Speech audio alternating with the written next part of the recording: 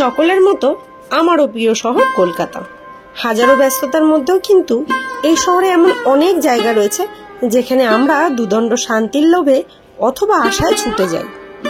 ব্যস্ততম কলকাতার আজকের চিত্রটা কিন্তু একটু অন্যরকম, কারণ এখন সকাল 6:15 আর আমরা বেরিয়ে পড়েছি আমাদের নতুন ডেস্টিনেশনের খোঁজে। আমি রাজা, আমি প্রিয়াঙ্কা, আর তোমরা রয়েছো আমাদের সঙ্গে আমাদের চ্যানেল ট্রাভেল উইথ মমস্কি। কলকাতার নাম মাথায় আসলে সবার প্রথম যেটা আমাদের মনে পড়ে সেটা হচ্ছে মা কালী। কলকাতাকে কালীক্ষেত্র বলা হয়, সেটা কালীঘাটের মা কালী হোক, দক্ষিণেশ্বরের মা ভবতারিণী হোক, অথবা এই মুহূর্তে আমার পেছনে লাল মন্দির, এটাও কিন্তু মায়েরই এক মন্দির, স্থাপিত হয়েছে 1898 সালে। আর এই মুহূর্তে কিন্তু আমাদের ডেস্টিনেশন এই লাল মন্দির নয়, আমরা তোমাদেরকে দেখাবো আজকে এক নতুন মন্দির। মানে নতুন মন্দির বলার উদ্দেশ্য হচ্ছে খোঁজটা কিন্তু একেবারেই নতুন। মন্দিরটা হয়তো স্থাপিত হয়েছে অনেক আগে, তবে খোঁজটা নতুন। আর সেই মন্দির দর্শনের জন্য কিন্তু আমাদের অনেক দূরে কোথাও যেতে হবে না, একদম কলকাতাতেই মা ঢাকেশ্বরী কিন্তু বিরাজ করছে। আমাদেরকে রাস্তাটা একটু বুঝিয়ে দিই, তোমরা যারা মনে করছো আমাদের এই ভিডিও দেখার পর ঢাকেশ্বরী মন্দির দর্শনের জন্য আসবে, তাদের জন্য সব থেকে ইজি হবে এই যে লাল মন্দির দেখতে পাচ্ছ, লাল মন্দিরের পাশ দিয়ে একদম উল্টো দিক দিয়ে যে রাস্তাটা বেরিয়ে গেছে, এই রাস্তাটা কিন্তু সোজা চলে যাবে কুমারটুলি পার্কের দিকে। একদম সোজা রাস্তাটা কুমারটুলি পার্কের দিকে যাবে। আর যারা মনে করছো মেট্রোয় করে আসবে, তাদের জন্য সব থেকে ইজি হচ্ছে ওই যে দূরে দেখতে পাচ্ছ শোভাবাজার মেট্রো স্টেশন, ওই মেট্রো স্টেশনে নেমে একটুখানি সোজা হেঁটে এসেই কিন্তু তোমরা এই লাল মন্দিরের সামনে গিয়ে রাস্তাটা ক্রস করলেই কিন্তু তোমরা একদম কুমারটুলি পার্ক অব্দি পৌঁছে যাবে। আর পার্ক অব্দি পৌঁছে যাওয়া মানেই কিন্তু আমরা আমাদের ডেস্টিনেশনের একদম কাছে এসে গেছি। যেমনটা তোমাদের প্রথমেই বললাম, কলকাতার পথে ছোট বড় জাগ্রত নামি অনামি প্রচুর মন্দিরের অস্তিত্ব আমরা পেয়ে থাকি।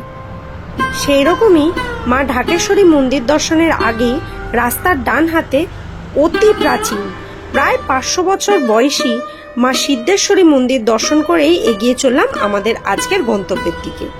যেমনটা আমরা সকলেই জানি, মায়ের দর্শনের পর বাবা ভোলেনাথের দর্শন না করলে কিন্তু মা খুব অসন্তুষ্ট হয়, সে কারণে গর্ভগৃহে বাবা ভোলেনাথের দর্শনও সেরে নিলাম। খুব ছোট এবং সংকীর্ণ গলির মধ্যে দিয়ে প্রবেশ করতে হয় দেবীর দর্শনের জন্য। তোমাদের বোঝার সুবিধার্থে গুগল ম্যাপের লিংক শেয়ার করে দিলাম ডেসক্রিপশন বক্সে। তবে কুমারটুলি পার্কের কাছে এসে যে কাউকে জিজ্ঞেস করলেই হবে মা ঢাকেশ্বরী মন্দিরে যাব, সকলেই কিন্তু তোমাদের পথ দেখিয়ে দেবে। মা সিদ্ধেশ্বরী মন্দির দর্শন করে নেওয়ার পর একটুখানি 1 মিনিট মতন হেঁটে আসার পর প্রথম বাহাতের যে গলিটা, রাস্তাটা দিয়ে ঢুকে এসেই কিন্তু যে কাউকে জিজ্ঞেস করলেই হবে যে ঢাকেশ্বরী মায়ের মন্দিরটা ঠিক কোন দিকে। আর এই মুহূর্তে আমরা দাঁড়িয়ে রয়েছি 1 নম্বর কুমারটুলি স্ট্রিট, ঠিক আমার পেছনে মন্দির যেটা তোমরা দেখতে পাচ্ছ, এটাই কিন্তু মা ঢাকেশ্বরী মন্দির। চলো এবারে একটু মন্দিরের ইতিহাসটা জেনে নেওয়া যাক।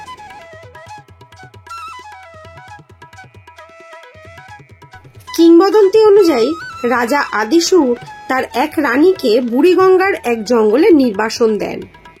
জঙ্গলে রানী প্রসব করেন পুত্র বল্লাল সেনকে। জঙ্গলে বেড়ে ওঠেন বল্লাল সেন।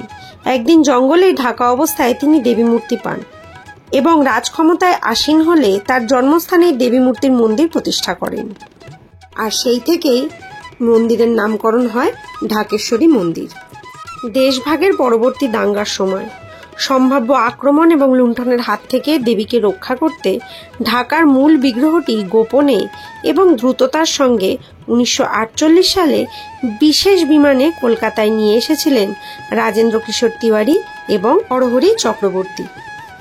800 বছর পুরনো বিগ্রহটি কলকাতায় আনার পর প্রথম 2 বছর হরচন্দ্র মল্লিক স্ট্রিটে দেবনাথ চৌধুরীর বাড়িতে দেবী পূজিতা হন এবং পরে 1950 সালে ব্যবসায়ী দেবেন্দ্রনাথ চৌধুরী কুমারটুলি অঞ্চলে দেবীর মন্দির নির্মাণ করেন এবং দেবীর নিত্য সেবার জন্য দেবোত্তর সম্পত্তিও দান করেন। দেবীর উচ্চতা 1.5 ফুটের মতো। অষ্টধাতুর তৈরি দেবী মহিষাসুর মর্দিনী রূপে অবস্থান করছেন। দেবীর 10টি হাতের একটি হস্তে ত্রিশূল ছাড়া আর কোনো অস্ত্রই নেই। সকল সন্তানদের নিয়ে দেবী এই মন্দিরে বিরাজ করেন।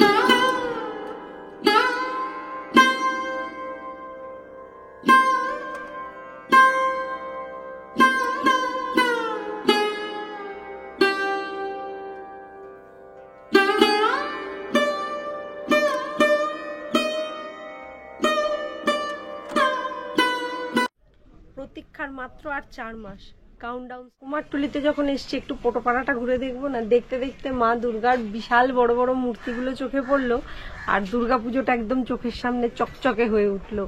আর ভাবলাম তোমাদের সঙ্গে সেটা একটু শেয়ার করে। মা ঢাকেশ্বরী মন্দির দর্শন সেরে নেওয়ার পর পায়ে হেঁটেই ঘুরে নিলাম কুমারটুলির পোটোপাড়া। মায়ের আগাম আগমনী বার্তায় কুমারটুলিও কিন্তু মোটামুটি সেজে উঠেছে। সকল শিল্পীরা তাদের শিল্পকলায় গড়ে তুলছেন ইয়া বড় বড় দুর্গা প্রতিমা। বেশ ভালো লাগছে ঘুরে দেখতে এই জায়গাটা। মা ঢাকেশ্বরী মন্দির দর্শনে আসলে তোমরাও কিন্তু কুমারটুলির পোটোপাড়াটা ঘুরে দেখে নিতে পারো। আশা করছি তোমাদেরও ভালো লাগবে।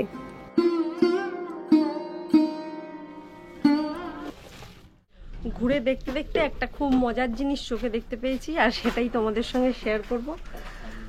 মহিষাসুরকে দেখে নাও।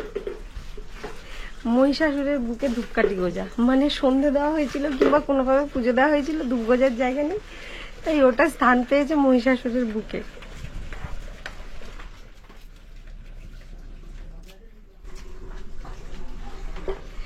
ধূপ দিয়ে শুরু হয়েছে, এরপর ত্রিশূলে শেষ হবে।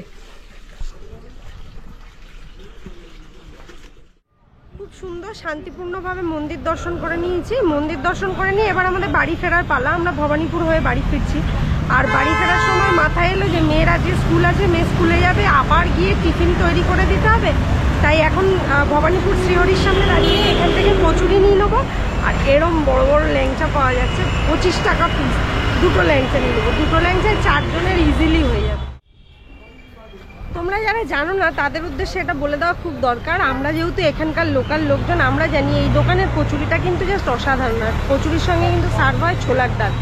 একবার এই রাস্তা দিয়ে যাতায়াত করলে এটা ট্রাই করে নিতে পারো, বেশ ভালো লাগে।